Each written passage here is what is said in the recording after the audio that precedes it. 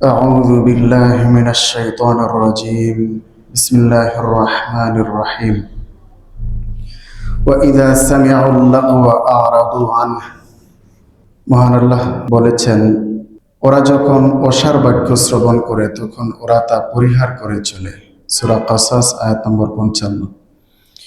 আল্লাহ তাআলা আরো বলেন, ওয়াল্লাযীনা হুম আনিল লাগওয়ি মুরিদুন, অর্থাৎ যারা অসার ক্রিয়াকলাপ হতে বিরত থাকে।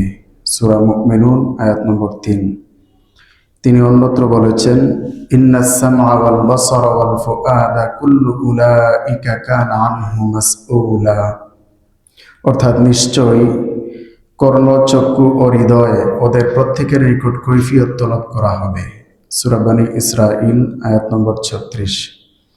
আল্লাহ তাআলা অন্য জায়গায় বলেছেন, وَإِذَا رَأَيْتَ الَّذِينَ يَخُوضُونَ فِي آيَاتِنَا فَأَعْرِضْ عَنْهُمْ حَتَّى يَخُوضُوا فِي حَدِيثٍ غَيْرِهِ وَإِمَّا يُنْسِيَنَّكَ الشَّيْطَانُ فَلَا تَقْعُدْ بَعْدَ الذِّكْرَى مَعَ الْقَوْمِ الظَّالِمِينَ।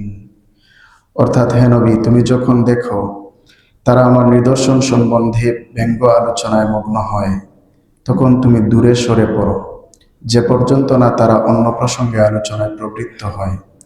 এবং শয়তান যদি তোমাকে ভ্রমে ফেলে ভুলিয়ে দেয়, তাহলে স্মরণ হওয়ার পরে তুমি অত্যাচারী সম্প্রদায়ের সাথে বসবে না। সূরা আনআম আয়াত নম্বর 68। আমরা গীবত সম্পর্কে আলোচনা করেছি। গীবত করা হারাম, কবিরা গুনাহ। গীবত করা যেমন হারাম, ঠিক তেমনিভাবে কেউ যদি আমার আপনার সামনে গীবত করে, তাহলে যাদের সামনে গীবত করা হয় তাদের উচিত গীবত শ্রবণ না করা, বরং গীবতকারীর এই গীবত চর্চার, পরচর্চার, অন্যের দুষ্বর্ণনার তীব্র প্রতিবাদ করা।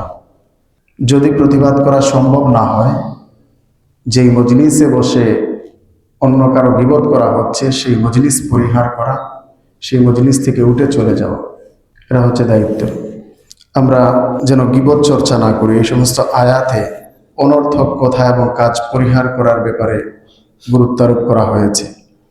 মুমিনদের সিফত হবে, তারা অনর্থক কাজ শুনলে, অনর্থক কথা শুনলে তারা সেই মজলিস পরিহার করে সরে যাবে। সফল মুমিনদের বৈশিষ্ট্য হচ্ছে তারা অনর্থক কথা কাজ পরিহার করে, যেই কথা এবং কাজের মাঝে দুনিয়াবী উপকার নাই, আখেরাতের পরকালীন উপকার নাই, বরং গুনাহ রয়েছে।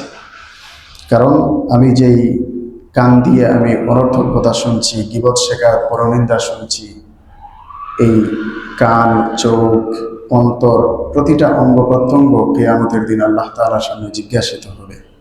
এজন্যে কারো গীবত না করা, কারো সম্পর্কে অযথাই সমালোচনা না করা। গতকালকে আমরা সহিহ বুখারী এবং মুসলিমের একটা হাদিস পড়েছি। নবীজি নামাজে দাঁড়িয়েছেন, একজন সাহাবী হযরত মালিক ইবনে দুখশুম রাদিয়াল্লাহু তাআলা আনহুকে অনুপস্থিত দেখে জিজ্ঞেস করেছেন যে মালিক ইবনে দুখশুম কোথায়? তখন উপস্থিত মুসল্লিদের মাঝে একজন বলে উঠলেন, সে তো মুনাফিক, সে আল্লাহ এবং তার রাসূলকে মহব্বত করে, ভালোবাসে। তখন নবীজি সাল্লাল্লাহু আলাইহি ওয়াসাল্লাম তার এই সমালোচনার কঠোর প্রতিবাদ করেছেন। নবীজি সাল্লাল্লাহু আলাইহি ওয়াসাল্লাম বললেন, তুমি কি দেখো না সে আল্লাহ তাআলার সন্তুষ্টির জন্য আল্লাহর একত্ববাদের স্বীকৃতি দিয়েছে, সে লা ইলাহা ইল্লাল্লাহ পড়েছে, অতএব তুমি এই কথা কিভাবে বলতে পারো? সে এমন বাক্য পাঠ করেছে, এমন ঈমান আনয়ন করেছে, আল্লাহর একত্ববাদের স্বীকৃতি দিয়েছে, যার মাধ্যমে জাহান্নাম হারাম হয়ে যায়। এই হাদিস থেকেও আমরা শিক্ষা আলোচনা করেছি যে অযথাই কাউকে, যারা মুমিন, তার কোনো বাহ্যিক কোনো আচরণ দেখে এমনিতেই কথায় কথায় তাকে গুমরাহ, পথহারা, কাফির ফতোয়া না দেওয়া, মুসলমানদের মাঝে অনৈক্য সৃষ্টি না করা। সবচেয়ে বড় কথা, আমার কারণে যেন মুসলিম উম্মাহের মাঝে ঐক্য নষ্ট না হয়, অনৈক্য সৃষ্টি না হয়, সতর্ক থাকা। বিশেষ করে আমি গীবত করব না, গীবত শুনবো না, গীবতকারীর তীব্র প্রতিবাদ করব। যদি প্রতিবাদ করার সক্ষমতা না থাকে, গীবতের মজলিস পরিহার করব। আল্লাহ তাআলা আমাদেরকে আমলের তৌফিক দান করুন।